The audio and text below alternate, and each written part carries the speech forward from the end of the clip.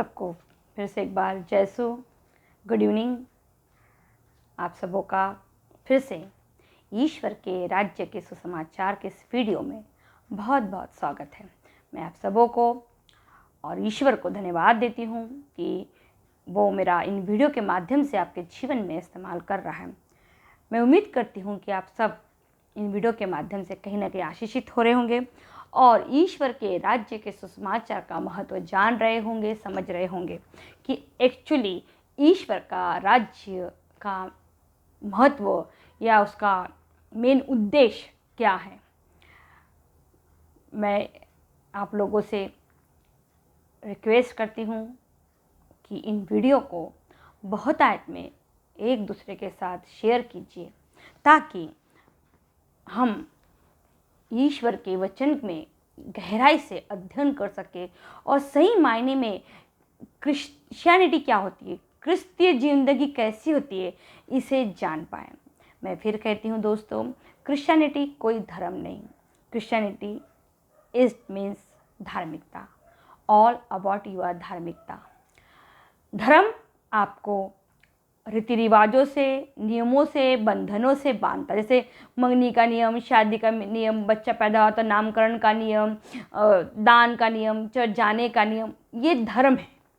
ये नियम कोई भी किसी भी हर एक धर्म के अलग अलग हो सकते हैं, लेकिन किसी भी धर्म के कोई भी नियम आपको ईश्वर के राज्य में प्रवेश नहीं दिला सकते। इसके लिए आपको सभी को धार्मिक होना पड़ेगा और धार्मिक होने के लिए आपको ईश्वर के एकलौते पुत्र यीशु के समान अपने जीवन में अपना जीवन जीना पड़ेगा। यही धार्मिकता है। और यीशु का जीवन, ईश्वर के पुत्र यीशु का जीवन किस तरीके से उसने संसार में जिया, इसके लिए उसने हमें नबियों की पुस्तक दी है। इसी के माध्यम से आप ईश्वर को जान सकते हैं। इसी बाइबल के माध्यम से आप यीशु को जान सकते हैं और इसी बाइबल के वचनों के द्वारा आप धार्मिकता का जीवन जी सकते हो। इन्हीं बाइबल के वचनों के द्वारा आप शैतान की हर एक परीक्षा में पास हो सकते हो, क्योंकि इसी बाइबल के अनुसार, इसी पवित्र बाइबल के अनुसार, यानी इसी ईश्वर के सुसमाचार के अनुसार आपका और मेरा न्याय होना है। क्योंकि मैंने पिछले वीडियो में बताया, मेरे पिछले 2 वीडियो पुनरुत्थान के ऊपर का मतलब क्या है, मकसद क्या है, ये बताना था। आज का मेरा मकसद उसी को थोड़ा सा मैं आगे लेके जाऊंगी कि एक्चुअली हम जो 2 प्रकार के जीवन जिंदगी जीते हैं, एक आत्मा का जीवन, एक शरीर का जीवन। तो शरीर के जीवन के लिए जिस तरीके से हम लोगों को घर की ज़रूरत है, खाने पीने, रहने, कपड़े की ज़रूरत है, तो उसी तरह से जब हम दूसरा जीवन में एंट्री करेंगे तो उस जीवन के लिए क्या हमको घर की ज़रूरत है, हमको कपड़ों की ज़रूरत है, या जो भी इस संसार में हमको ज़िंदगी जीने के लिए सुख सुविधाएं लगती है, तो क्या उस संसार में भी हम जब जाएंगे तो क्या उस प्रकार की सुख सुविधा हमारे साथ है। तो दोस्तों, इससे पहले कि मैं अपने इस वीडियो को शुरुआत करूं, आइए हम पवित्र आत्मा से मदद मांगे कि आज मैं जो भी बोलूं, जो भी करूं, मेरे स्वर्गीय पिता को अच्छा लगे, सच्चा लगे और पवित्र आत्मा मेरी मदद करे ताकि मैं ईश वचन को सही मायने में, सही तरीके से आप तक पहुँचा सकूँ। क्योंकि मैं कोशिश यही कर रही हूँ उन लोगों के लिए कि जो ऑलरेडी अपने आप को हम क्रिस्ते हैं, ये सोचते हैं, समझते हैं, लेकिन एक अलग ज़िंदगी जीते जिसमें उनकी धार्मिकता कहीं ना कहीं कम है। मैं वही बताने की कोशिश कर रही हूँ। तो पवित्र आत्मा मेरी मदद करे, मेरी सहायता करे कि मैं इस कार्य को पूरी ईमानदारी से, पूरे अच्छे से करूँ ताकि मेरे अपने लोग आशीषित हो सके और धर्मी नहीं बल्कि धार्मिक बन सके। दोस्तों, ये सारी प्रार्थना मैं पिता के से चरणों में रखती हूँ और यीशु राजा के नाम से मांगती हूँ। आमीन। तो चलिए हम आज के हमारे टॉपिक पे चलते हैं। आज का मेरा टॉपिक, मैंने इससे पहले कहा कि हमारे 2 जो मेरे वीडियोस थे, उनका मेरा मेन कसम ईस्टर के बाद का पुनरुत्थान, उसके बाद का जीवन था।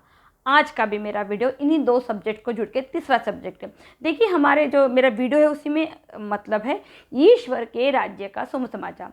तो ये तो बात कंफर्म हो गई कि ईश्वर का राज्य धरती में नहीं हो सकता, वो स्वर्ग में हो सकता। मतलब ईश्वर का राज्य है तो ईश्वर के राज्य का ही हमको काम आने वाला। यानी ईश्वर के राज्य में ही जाने योग्य हमको कार्य करना पड़ेगा, मतलब उसका राज्य इस धरती का नहीं है, बात कन्फर्म। दूसरा, ईश्वर का राज्य अगर है तो वो कहाँ है, तो वो स्वर्ग में है, दूसरी बात कन्फर्म।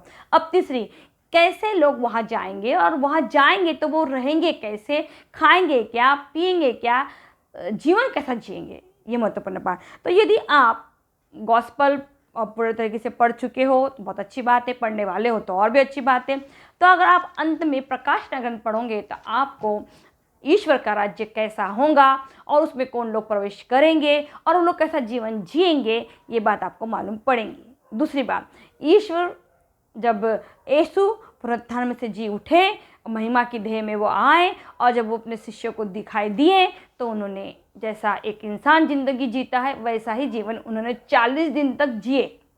इसका मतलब कोई फ़र्क नहीं पड़ता हमारे पास शरीर है या नहीं है, हम जिंदगी वैसे ही परमेश्वर के नाम पे क्या करने, जॉयफुल तरीके से जीने वाले हैं और अनंतकालिक समय तक का जीने वाले हैं। ये कंफर्म कर दिया यीशु ने, क्योंकि आपने देखा यीशु ने खाना भी खाया, इन्होंने पानी पिया, उनके साथ घूमा फिरा, सब आपने देखा। मतलब वो महिमा की देह रहेंगी, उसमें मांस हड्डियाँ सब रहेंगी, लेकिन वो महिमा की देह रहने के कारण वो कहीं भी आ सकती और कहीं भी जा सकती। ये बात कंफर्म हो चुकी यीशु के पुनरुत्थान के बाद, क्योंकि उसने थॉमस से कहा मुझे हाथ लगा के देख लो, कहीं मैं शिष्यों से कहा कि मुझे छू के देख लो, मैं भूत नहीं हूँ, मैं मेरे पास हाड़ और मांस है करके। तो ये कंफर्म हो गया कि हमारे पास भी हाड़ और मांस हाड़ और मांस रहने वाले हैं और हमको सब महिमा की देह में हम रहने वाले हैं, पहली बात। दूसरी बात, हम जिस राज्य में जाने वाले हैं उस राज्य में इस राज्य का कुछ भी जाने वाला नहीं है। अब इसके लिए आपको प्रकाशना ग्रंथ ध्यान से पढ़ना पड़ेगा। मैं पूरा चैप्टर नहीं पढ़ रही, मैं आपको एक छोटा सा पार्ट पढ़ के बता रही हूँ। इसको बहुत ही अच्छे से समझने की कोशिश कीजिए। न्याय का दिन कैसा होगा। इसके बाद मैंने एक विशाल श्वेत सिंहासन और उस पर विराजमान व्यक्ति को देखा। पृथ्वी और आकाश उसके सामने से लुप्त हो गई और उसका कहीं पता नहीं चला। यानी दोस्तों, जिस पृथ्वी जिस आकाश में आप और मैं रह रहे हैं वो लुप्त हो जाने वाली है उस श्वेत सिंहासन के सामने, यानी कि हमारे परमेश्वर के सामने। ठीक है। फिर मैंने छोटे बड़े सब मृतकों को सिंहासन के सामने खड़ा देखा। मृतकों पुस्तकें खोली गई, पुस्तकें, बहुत सारे छोटे बड़े मृतकों को देखा। उसके बाद पुस्तकें खोली गई, मैंने बहुत जितने भी मृतक वहाँ खड़े उन सब के नाम की एक डायरी है, मैं आगे बताऊंगी आपको। तब एक अन्य पुस्तक अर्थात जीवन ग्रंथ खोला गया। दो पुस्तक है, एक जीवन ग्रंथ है जिसमें परमेश्वर के नियम और न्याय का तरीका है। उन नियमों से हमारी पुस्तक मिलाई जाएंगी कि हमारे और उस जो न्याय की पुस्तक है उनके गुण मिल रहे क्या। जब पेपर चेक करते हो टीचर क्या करती, एक सही आंसर का शीट सामने रखती और हमारा पेपर का शीट लेती और चेक करती, सेम हुआ तो 100 में 100 मार्क देती, नहीं तो क्या करती, कट। सेम ऐसा ही वहाँ होने वाला है। पुस्तकों में लिखी हुई बातों के आधार पर मृतकों का उनके कर्मों के अनुसार न्याय किया गया। समुद्र ने अपने मृतकों को प्रस्तुत किया, तब मृत्यु तथा अधोलोक ने अपने मृतकों को प्रस्तुत किया। हर एक का उनके कर्मों के अनुसार न्याय किया गया। इसके बाद मृत्यु और अधोलोक दोनों को अग्निकुंड में डाल दिया गया। यह अग्निकुंड द्वितीय मृत्यु है, जिसका नाम जीवन ग्रंथ में लिखा हुआ नहीं होता, अग्निकुंड में डाल दिया गया। ये जो मृत्यु होंगी हमारी, जो न्याय के बाद होंगी, वो दूसरी मृत्यु है और उसके बाद हमको कोई जीवन नहीं है। ये पहली मृत्यु के बाद हमको दूसरा जीवन है, लेकिन मृत्यु नहीं है। और यहाँ पे दो देखो, मनुष्य क्या करते हैं, जलाने के बाद उसका राख पानी में बहा देते हैं और कुछ लोग गड़ाते हैं। दो ही पद्धति से मृत्यु का ये होता है क्रियाक्रम, सही है। मनुष्य मरने के बाद दो तरीके से उसको ये किया जाता है अंतिम संस्कार उसका, एक तो जला के, दूसरा मिट्टी में गाड़ के। तो इसलिए क्या बोला गया है, समुद्र ने अपने मृतकों को पेश किया। मैं जितने भी लोगों को पानी में बहा दिया गया होगा वो सारे मृतक लोग जी के उठ के सामने आ गए, और जितने भी लोग को मिट्टी में गाड़ दिया गया होगा वो भी सारे मृतक उठ के कहाँ आ गए, यीशु के सामने आ गए। अब बच्चा जिस दिन दुनिया में आता, पैदा होता, उस दिन से लेके बच्चा इंसान जब तक दुनिया में था, उनके नाम की एक डायरी हमारे परमेश्वर के पास, उसके दूत के हाथ में है। बोलते हैं ना बच्चे, हर एक का एक पर्सनल दूत स्वर्ग में है और वो हमारे लिए प्रार्थना करते रहता। उसकी दूत के हाथ में हमारे शायद वो पुस्तक होंगी और वो हमारे पैदा होने से लेके मरने तक हमारे हर एक कार्य को उस पुस्तक में लिखा जाएगा। इसलिए तो बोला कि न्याय के दिन आएगा तो हमारा इंडिविजुअल न्याय होने वाला है। मैं कितने बड़े बाप की बेटी हूँ, मैं कितने बड़ी हस्बैंड की वाइफ हूँ, या मेरे बच्चे कितने 30 मार खाए, कितने बड़े जॉब पे है, क्या इससे मेरा न्याय होने वाला नहीं है। मेरा न्याय मेरे कर्मों के। तो कर्म कौन थे? शरीर में रह के आत्मिक कर्म, शारीरिक कर्म नहीं। शारीरिक कर्म हम मेहनत करते, पैसे कमाते, किसी को खिला देते, पिला देते, तो हमको ये लगता है कि हमने पूरा स्वर्ग राज्य पा लिया। ये अच्छे कर्म है, प्रभु इसको भी लिखता। लेकिन आत्मिक फल होना भी बहुत जरूरी है। आत्मिक फल क्या है, ये आप अगर पढ़ोगे तो आपको मालूम पड़ जाएगा। वरदान क्या है और प्रतिफल क्या है। आत्मिक वरदान बहुत सारे हैं, लेकिन आत्मिक फल अलग है। वरदान हमको मिला है यीशु के तरफ से, फ्री फ्री फ्री।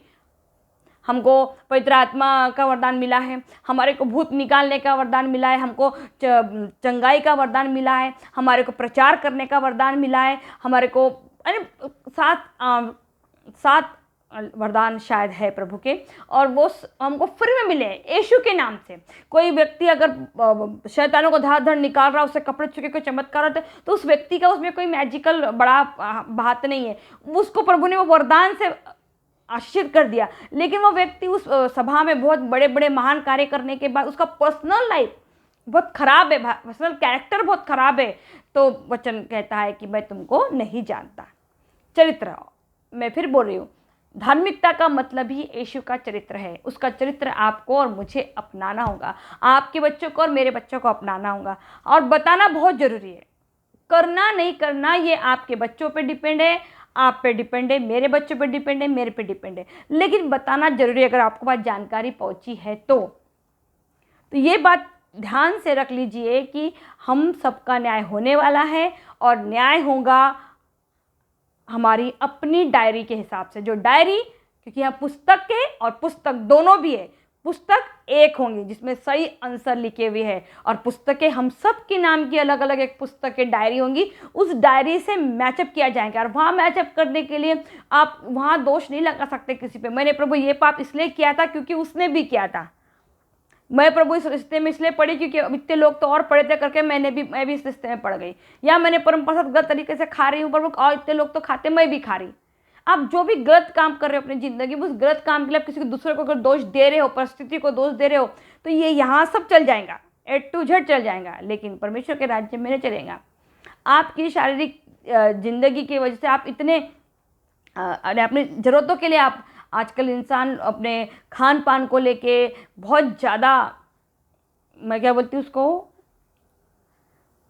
एक नशा सामान है लोगों को कि सुबह उठे साथ उनको ये चाहिए। तो ये जो जीवन हम जी रहे हैं, इस जीवन का जो हमने लाइफ स्टाइल बनाया है, इस लाइफ स्टाइल से हमारे यीशु को, हमारे पिता परमेश्वर को कोई लेना देना नहीं है, पहली बात। दूसरी बात, न्याय के दिन क्या होने वाला है मैंने आपको बता दिया। आप मर भी गए तो कोई टेंशन नहीं, आपको फिर से प्रभु जिलाएंगे। जिलाने के बाद आपकी नाम की पुस्तक निकाली जाएंगी, और आपके नाम की पुस्तक को वो जीवन ग्रंथ की पुस्तक से मैचअप किया जाएगा। यीशु के हिसाब से अगर आपके गुण मिल गए, बोलते ना, अगर 35% भी मिल गए, प्रभु ने बोला किसी ने 30 गुना, किसी ने 60 गुना, किसी ने 100 गुना लाया, तो 30% भी अगर आपके मार्क मिल जाते तो आपको स्वर्ग राज्य डेफिनेटली प्रभु दे देगा। लेकिन मुश्किल की बात यह कि प्रभु कहता है कि राय के दाने के इतना भी हमारा क्या है, विश्वास नहीं है। जब विश्वास ही नहीं है तो ज्ञान कहाँ से आएगा? जब बाइबल का ज्ञान ही रहेगा तो हम उसके हिसाब से आचरण ही क्या करेंगे? आज तो हमको संसार के पीछे भाग रहे, प्रॉपर्टी चाहिए, पैसा चाहिए, बच्चों की शादी चाहिए, इस संसार में इतना जोड़ रहे, जबकि वचन, मैं इसके आगे का पार्ट आपको बताऊंगी, जबकि वचन कहता है कि नया पुरानी पृथ्वी पुराना आकाश, मतलब ये जो पृथ्वी हम रहते हैं और ये जो आकाश हम देख रहे हैं, दोनों भी चले जाएंगे। जब ये धरती ही नहीं रहने वाली है, धरती के ऊपर ये आकाश ही नहीं रहेगा, तो फिर आपने जो प्रॉपर्टी बनाई हो सब धरती पे बना रहे हो ना, कहाँ है फिर आप और मैं? तो क्या रहने वाला है? आत्मा। मैं फिर कहती हूँ दोस्तों, आत्मा पहले आई है, उसके लिए शरीर बाद में, उसका कवच बन के शरीर बाद में आया है। शरीर का न्याय मृत्यु हो चुका है, उसको मरना ही है।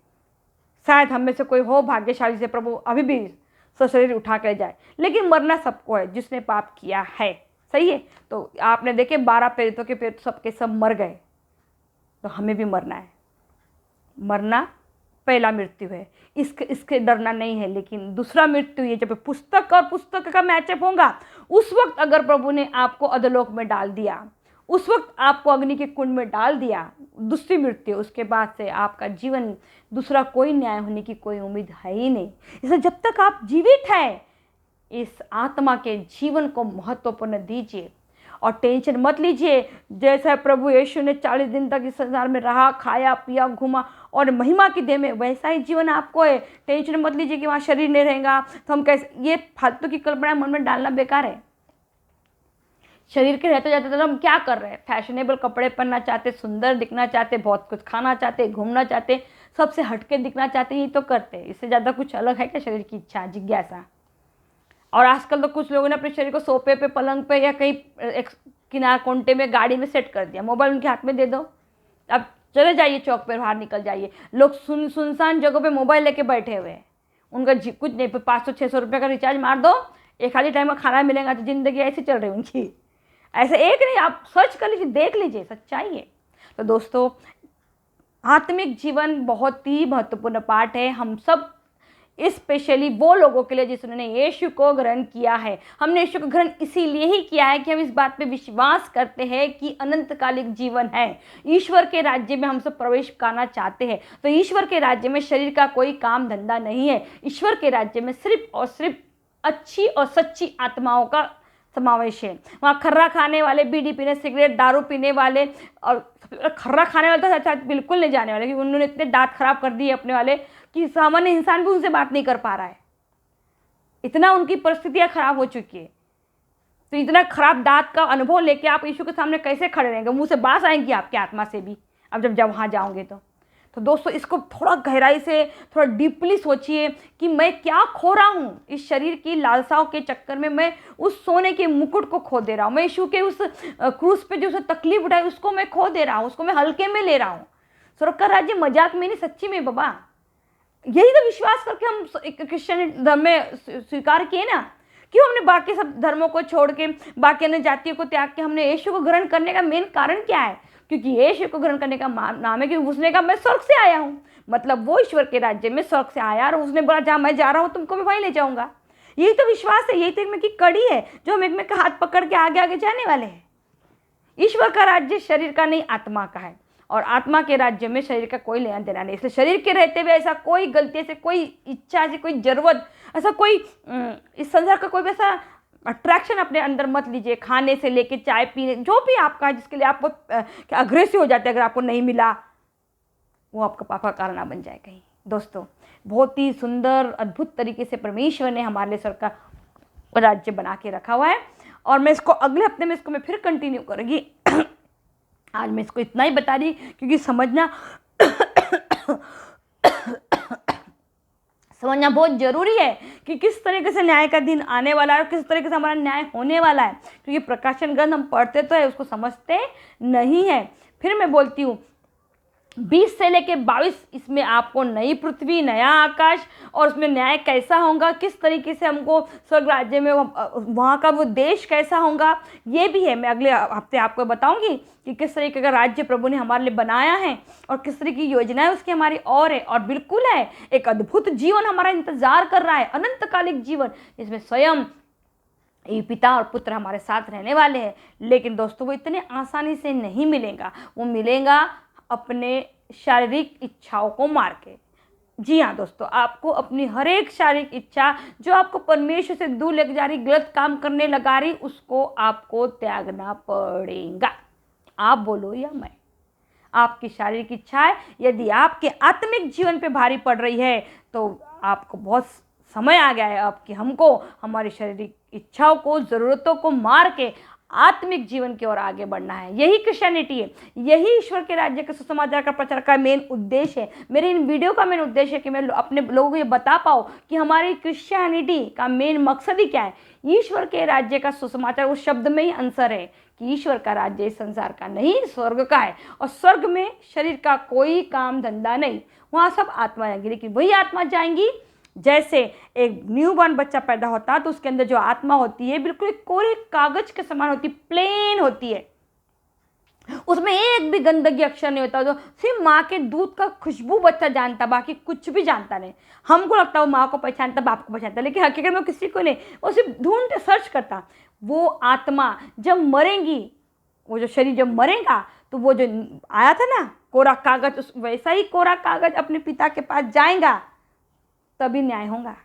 आपने 40 साल 50 साल 80 साल में उस कागज में इतने सारे गड़बड़ी गंदगी लिख के रख दिया, और अब अंतिम समय में बोल रहे सिर्फ मरने के टाइम पे कि प्रभु, आपके लोग प्रार्थना कर रहे मरने के बाद आपके लिए कि तो मरने वाला व्यक्ति स्वर्ग में जाएगा, तो इसका कुछ भी फायदा नहीं है। जो भी काम करना है, हम जीते जी ही परमेश्वर को ढूंढ सकते हैं, जीते जी ही परमेश्वर के राज्य में एंट्री कर सकते हैं, जीते जी ही अपनी आत्मा को उसकी आत्मा से मिला सकते हैं। मरने के बाद हम किसी में इतनी ताकत नहीं कि हमारी आत्मा के लिए कुछ कर दे, कोई नहीं कर सकता सिर्फ हमारे अलावा। हम ही हमारे ईश्वर के ढूंढ सकते हैं, उसके पुत्र के नाम पे, यीशु के नाम पे उसके पास जा सकते हैं। पवित्र आत्मा हमारी सहायता करेंगी। इतना ही टॉपिक है। आत्मा को आत्मा के पास वापस जाना है, और आत्मा आत्मा के पास तभी जा पाएंगे जब वो यीशु को जानेंगी, पवित्र आत्मा की मदद करेंगी और यीशु के समान जीवन जिएंगी। इतना सा थोड़ा सा छोटा सा क्रिस्त जीवन का आधार है कि आत्मा को आत्मा के पास जाना है। तो आत्मा जैसी पवित्र आई थी वैसी पवित्र अगर जाएंगी संसार से तो सीधा अपने पिता के सामने प्रस्तुत हो जाएंगी। लेकिन आत्मा आई 70-80 साल शारीरिक जिंदगी जी, सिगरेट पी, बीड़ी पी, खाना खाई, मटन करी, जो भी मौज मस्ती उसने की, और वो आखिरी में मरने के टाइम पे बोल दी मैंने एक हे पिता हमारे बोल दिया, फादर से पाप स्वीकार कर दी, तो अब मैं चली जाऊंगी स्वर्ग में। नहीं पॉसिबल है, नहीं पॉसिबल है दोस्तों। आत्मा का जीवन है तो आत्मा, अगर शरीर के जीवन में इतने सारी तकलीफ उठानी पड़ती तो आत्मा का मुकुट, आत्मा के जीवन का मुकुट पहनने के लिए एक बार, सिर्फ एक बार ईश्वर का जीवन देख लीजिए। यीशु का जीवन 3.5 साल तक उसने कितनी तकलीफ उठाया, तब जाके उसे अपने पिता के दाहिने ओर विराजमान होने का अधिकार मिला। और वो बोल रहा है कि मैं भी मेरे ही बाजू में तुम्हारे को बिठा लूँगा मैं। तो जब उसने इतना बड़ा तकलीफ उठाया तो हम बिना तकलीफ के जा सकते क्या उधर? कोई नहीं जा सकता है।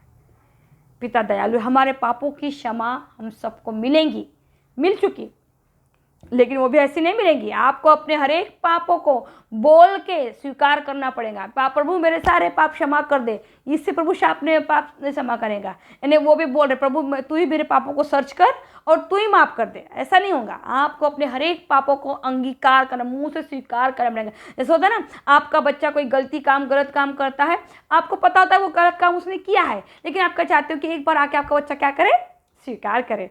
तो आपको देखो वो फीलिंग कितनी अच्छी होती है जब आपका बच्चा आके बोलता सॉरी डैडी, सॉरी मम्मी।